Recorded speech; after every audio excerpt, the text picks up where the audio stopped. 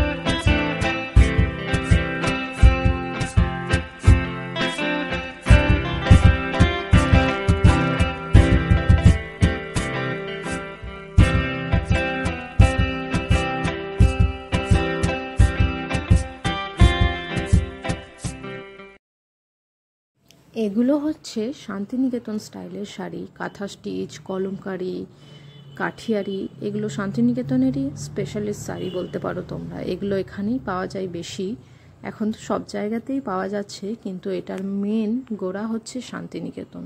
তো তোমাদের যদি এই শাড়িগুলো ভালো লেগে থাকে, তোমরাও চলে আসবে সামনের বছর এই মেলা দেখতে, কারণ অনেক অনেক দূর থেকে, বাইরে থেকে লোক এই মেলায় আসে ভিড় জমাতে। তো তোমরাও চলে এসো সামনের বছর এই মেলা দেখতে, আর যদি কিছু পছন্দ হয় তখন নিয়ে চলে যাবে। চলো দেখো, এখানে বিক্রি করছে তন্দুরি চাই। শীতকালে চা মানে হচ্ছে দারুণ। আর এটা হচ্ছে গিটারের দোকান। এটা আমার খুব পছন্দের ছিল এক সময়, আমি গিটার বাজাতে খুব ভালোবাসতাম, তো কখনো শেখা হয়ে ওঠেনি। আমার ছেলেরও এর থেকেও যখন একটু ছোট ছিল তখন ওরও একটু শখ ছিল গিটার কিনবো, না বুঝলেও নেওয়ার জন্য, দেখেই আর কি ওর পছন্দ হতো। আর এগুলো দেখো উলের জিনিস, সব হাতে বোনা এগুলো। আগেকার দিনে মানুষরা তো সব হাতেই বনে করতো, এখন সব মেশিন হয়ে গেছে। আর এটা হচ্ছে অনেক রকমের আচার আছে, পাঁপড় আছে, অনেক মুখরোচক খাবার এখানে পাওয়া যাচ্ছে। আর পাঁপড়গুলো দেখো কত রকমের, দেখতেও কত সুন্দর লাগছে পুরো দোকানটা। তারপরে এটা হচ্ছে শান্তিনিকেতন স্টাইলের জিনিস, কাঠের, যেগুলো সবসময় পাওয়া যায়। আর এটা হলো নাগরদোলা সাইড, যেখানে পরপর তোমরা যত রকমের চাপার জিনিস আছে সব দেখতে পাবে। ওই প্রথমে নৌকার মতো যেটা আছে সেটাতে আমার ছেলে চাপার জন্য জেদ করছিল, তারপরে বললাম চাপিস না ওটাতে। বাপরে, আমার তো এখন অনেক ভয় লাগে। আগে আমি এই সবগুলোতেই চাপতাম, কিন্তু এখন এমন হয়ে গেছে একটাতেও চাপতে পারি না, না নাগরদোলা না অন্য কিছু। তারপরে আমার ছেলে কিছু না কিছু একটাতে তো চাপবেই। তারপরে এটা যখন দেখলো যে এটা এইভাবে উপর নিচে এরকমভাবে ঘুরছে, তখনও একটু ভয় পেয়ে গেল যে না বাবা, এটাতে চাপবো না, যদি ওর কিছু হয়ে যায়। এই ভয়ে এটাতে ও চাপলো না। ওই জন্য আমরা দাঁড়িয়ে প্রথমে ওকে দেখালাম যে দেখ এটা কীরকম আগে হচ্ছে, যদি তুই মনে হয় যে চাপতে পারবি তাহলে চেপে যাস। ওর এইভাবে ঘোরানোটা দেখেই ভয় পেয়ে গেল, বলল না আমি চাপবো না, চলো ব্রেক ড্যান্সে গিয়ে চাপি। তারপরে আমার বোন আর ও চলে গেল ব্রেক ড্যান্সে চাপার জন্য, কারণ আমি তো এখন আর কোনো কিছুতেই চাপতে পারি না, ওই যা আছে সবে চাপে।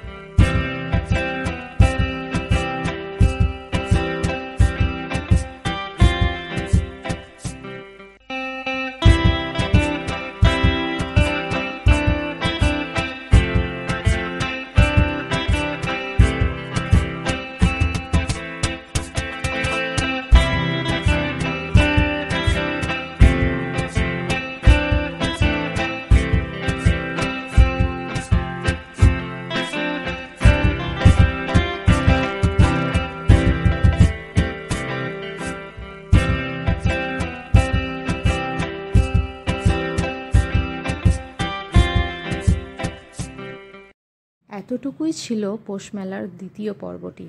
যদি তোমাদের ভালো লেগে থাকে তাহলে তোমরা লাইক, সাবস্ক্রাইব এবং শেয়ার করবে। আশা করছি তোমাদেরকে ভালো লাগবে, এবং যদি ভালো লাগে আর কাছাকাছি তোমরা থাকো তাহলে তোমরা সামনের বছর অবশ্যই দেখতে চলে এসো এই মেলাটি। আর ভালো থাকবে, আবার দেখা হবে পরের কোনো এক ভিডিওতে। বাই।